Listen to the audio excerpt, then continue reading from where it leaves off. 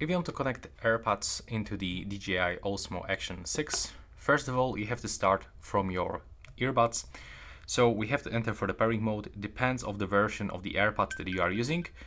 First of all, you will have to enter for the pairing mode. So in my case, I have to just double tap right here on this indicator. But in the older versions, you can find the physical button on the back that you have to click and hold.